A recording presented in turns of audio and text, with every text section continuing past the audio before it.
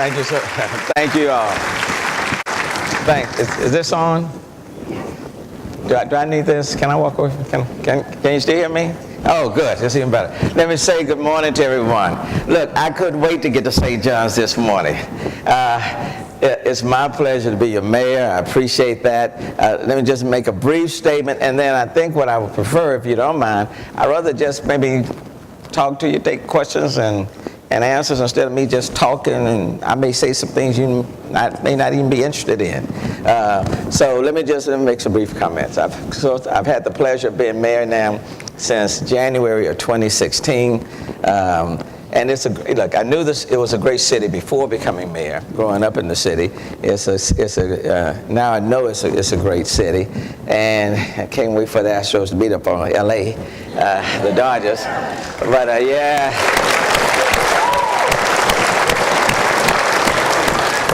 But just brief background, I grew up in the city. I grew up on the north side of town in Acres Home.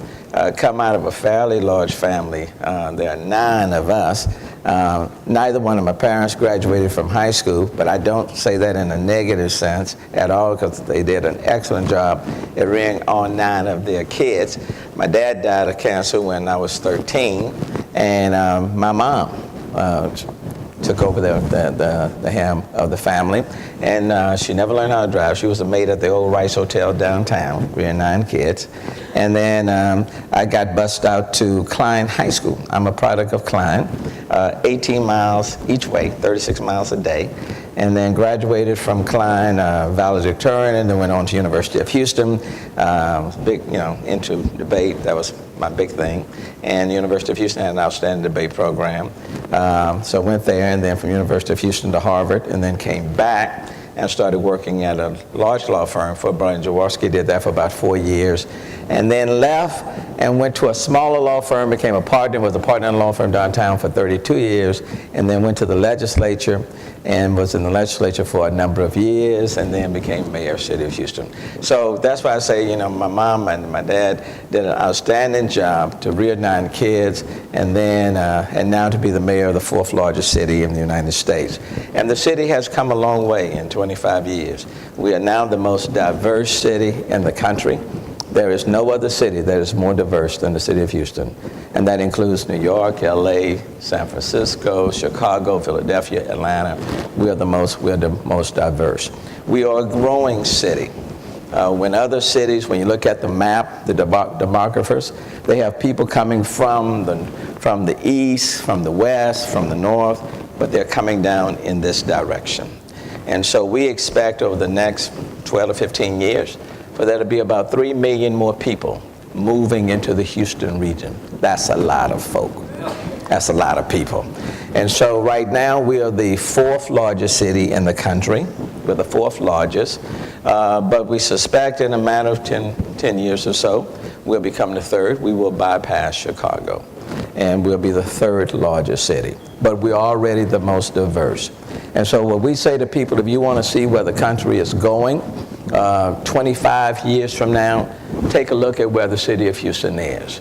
And in the city of Houston, as I've said in many different locations, in our city, we don't build walls, we build relationships, because it's all about building relationships. When 1 of 4 Houstonians is foreign born, and there are more than 142 languages spoken right here in our city, you have to build relationships, because we are an international global city.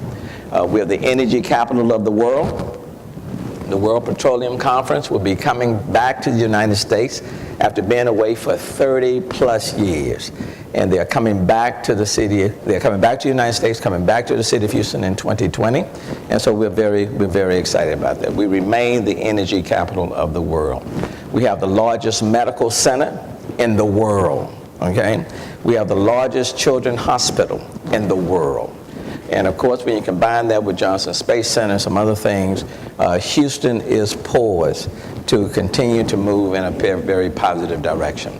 But what we are focusing on now is when it comes to innovations, startups, technology. Though we are doing a lot of things well, we have not maintained a competitive edge when it comes to startups. innovations, technology. And tomorrow, we are announcing a press conference where we are really starting to focus on innovations and technology. Not trying to be a Silicon Valley on the West Coast, not trying to be what Chicago is doing, and they're doing some incredible things when it comes to startups and technology, or Cincinnati. But we ought to be able to play in a very robust fashion. And so we need to make sure, for example, that we're reaching out to millennials and Gen X to make sure that we are on the forefront and not lagging behind when it comes to startups, technology, and innovation. So we're making some announcements on that tomorrow. So it's an exciting place to be. I want to thank everybody from Hurricane Harvey. Look, when I came in as mayor, we were facing some financial challenges. In fact, the largest financial challenge when I came in January 2016, a budgetary shortfall of about $160 million, but we were able to balance the budget on that end. We faced some what we call pension problems that have been plaguing the city for 17 years. We're on the verge of solving those pension problems after 17 years. So I thought everything was going fine and I could kind of coast the rest of the way. And then come the end of August, this little storm was brewing in the Gulf, and initially they said, it wasn't coming our way, and I said, good, not a problem. And then the storm had a mind of its own and kind of got a little bigger and bigger and bigger. And then they said Hurricane Harvey, but they said it was going to land down close to Corpus Christi. I said, I didn't want to wish any ill on Corpus Christi, but I was glad it wasn't coming our way. And then they said it was going to be a rain event for us. And so I was at home watching television on Friday, that Friday night, 10 o'clock, it landed in the Corpus Christi area. And I looked out the window and I didn't see much rain. I said, cool, we're good. And then on Saturday, it started raining in the city of Houston, but not hard. All the water stayed in the bayous. And I said, cool, we all right. And then on Sunday, during the day, looked out, and I was at the command center. I said, hey, I think we dodged that one. And then we went on a telephone conference call at 5 o'clock for the update from the National Weather Center. And this person came on the phone and said, Mayor, we see 3 bands that are coming into the Houston area. And the first band we project will dump about 7 to 9 inches of rain. I said, could you please say that one more time? She said, it's going to dump we estimate about 7 to 9 inches of rain. That's the first band. And we suspect the second band is going to dump between 4 to 6 inches.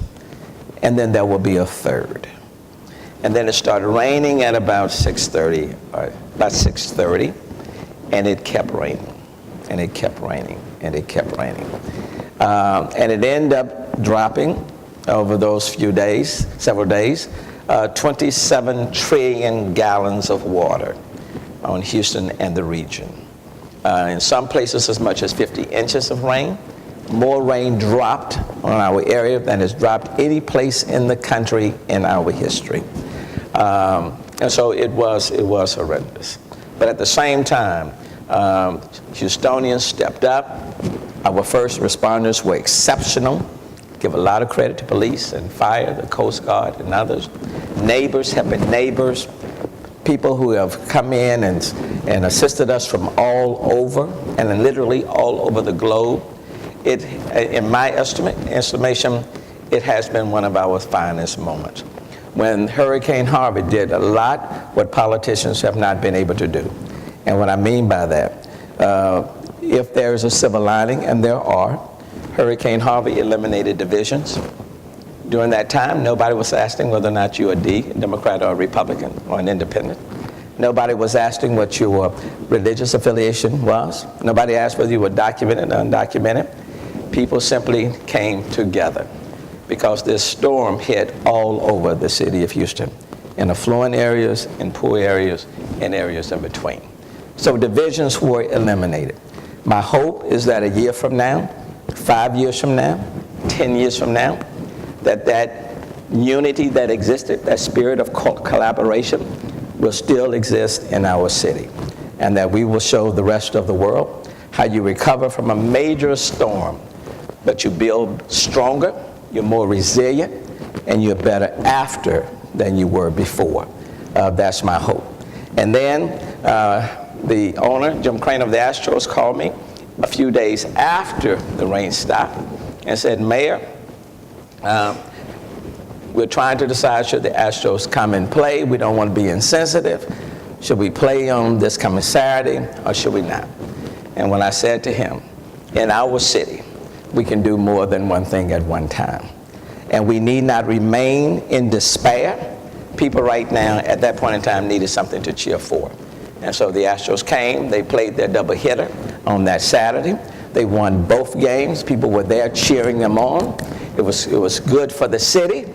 And now, from that doubleheader and having beat the Red Sox in Boston, where I went to school for law school, in that area, that felt good. And then the Yankees came to Houston and got a Houston welcome. And the mayor owes me some beer and some cannolis, and I'm gonna send him a tweet when I leave here saying, where is my stuff? And now we are on the verge, now we're in the World Series, which says, in our city, regardless of what happens, even in some of our worst moments, we are resilient and we have a can-do spirit.